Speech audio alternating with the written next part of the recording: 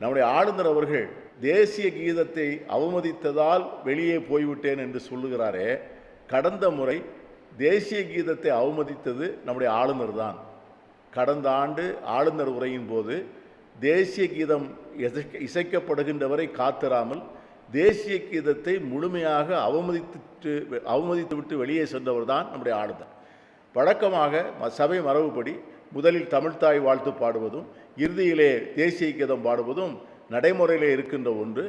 ஆகவே தேசிய கீதத்தை அவமதிப்பதாக அவர் ஒரு குற்றம் சாட்டி அந்த குற்றச்சாட்டின் மூலமாக தான் செய்த மாபெரும் தவறை அவர் மறைக்க நினைக்கிறார்.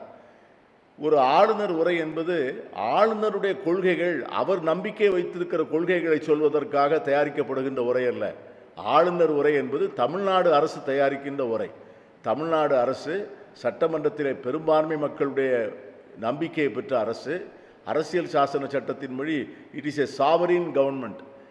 அந்த அரசு கொடுக்கின்ற அறிக்கையை தான் இவர் படிக்க வேண்டும். ஆனால் அதை படிக்க மாட்டேன் என்று சொல்வது என்பது, அவருக்கு ஆளுநர் பதவி வைக்க எனக்கு ஆசை இல்லை, எனக்கு விருப்பமில்லை என்று சொன்னால் கூட இன்னும் பொருத்தமாக இருக்கும். நம்முடைய ஆளுநர் அவர்கள் ஒரே வார்த்தையிலே பிரதமருக்கு தகவல் தெரிவிக்கலாம், என்னால் இந்த சூழ்நிலையிலே என்னுடைய ஜனநாயக கடமைகளை, அரசியல் சாசனம் சட்ட கடமைகளை நிறைவேற்ற முடியவில்லை, இந்த மாநில அரசு தயாரிக்கின்ற உரைகளை என்னால் படிக்க முடியவில்லை, இந்த மாநில அரசோடு என்னால் இணைந்து வேலை செய்ய முடியவில்லை, ஆகவே என்னை நீங்கள் வேறு பணிக்கு அமர்த்தி கொள்ளுங்கள் என்று கேட்டால் அது சாலச் சிறந்ததாக இருக்கும். நான் இங்கே இருந்து கொண்டு, நம்ம ஊரில் ஒரு பழமொழி சொல்வார்கள், சிரசிலே உட்கார்ந்து கொண்டு செவியை கடிப்பது என்று சொல்வார்கள். அதை போல ஒரு ஆளுநர் என்பவர் ஒரு மாநில அரசுடைய நிர்வாகத்திற்கு முழுமையான ஒத்துழைப்பை தந்து அவர்களுக்கு தேவைப்படுகின்ற ஆலோசனை வழங்கி அவர்களுக்கு ஒன்றிய அரசிலிருந்து கிடைக்க வேண்டிய பல்வேறு நிதி ஒதுக்கீட்டுகளை, திட்டங்களை வாதாடி பெற்று தந்து இந்த மாநில அரசுக்கு ஒரு ஃப்ரெண்ட், ஃபிலாசபர், கைடு போல இருப்பது தான் அந்த ஆளுநருடைய முழுமையான தாற்பயம்.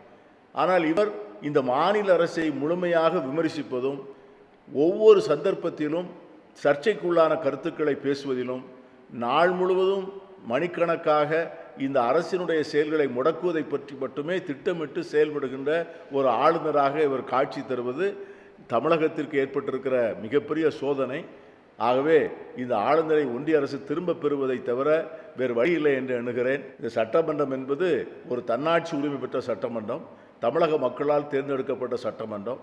அதை இந்த ஆளுநர் அவமதிப்பது என்பது இந்திய அரசியல் வரலாற்றில் மட்டுமல்ல, தமிழகத்தினுடைய வரலாற்றிலே கூட இந்த ஆளுநருடைய சரித்திரத்தில் இது ஒரு கரும்புள்ளி என்றே சொல்ல ஆசைப்படுகிறேன். அரசியல் சாசன சட்டம் என்ன சொல்லுகிறது என்பதை உச்சநீதிமன்றம் தெளிவாக சொல்லியிருக்கிறது.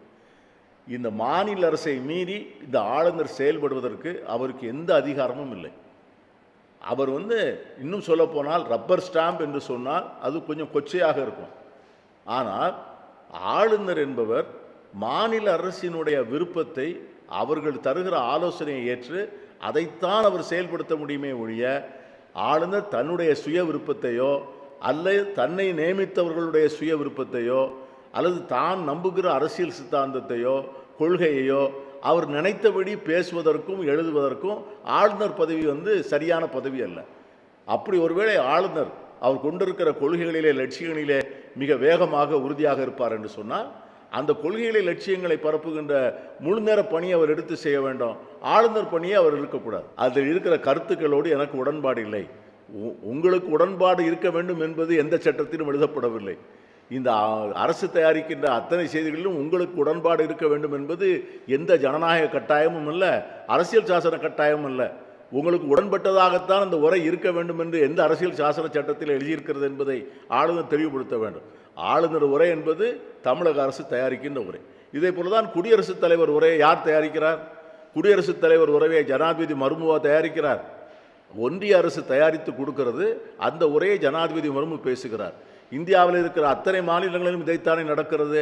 ஏன் தமிழகத்திலே மட்டும், கேரளாவிலே மட்டும் இந்த ஆளுநர்கள் 2 பேரும் இப்படி செய்வதனுடைய அவசியம் என்ன, அதனுடைய காரணம் என்ன என்றால், இந்த 2 அரசுகளும் கொள்கை ரீதியாக, சித்தாந்த ரீதியாக இந்த வலதுசாரி பாசிச மதவெறி அரசியல் முன்னெடுக்கின்ற கொள்கைகளுக்கு விரோதமாக இருக்கிறார்கள். அதற்காக என்ன விலை வேண்டும் என கொடுக்க தயாராக இருக்கிறார். அதுதான் தெரியுது. உடனுக்குடன் செய்திகளை தெரிந்து கொள்ள சன் நியூஸ் பெல் ஐகானை கிளிக் பண்ணுங்க.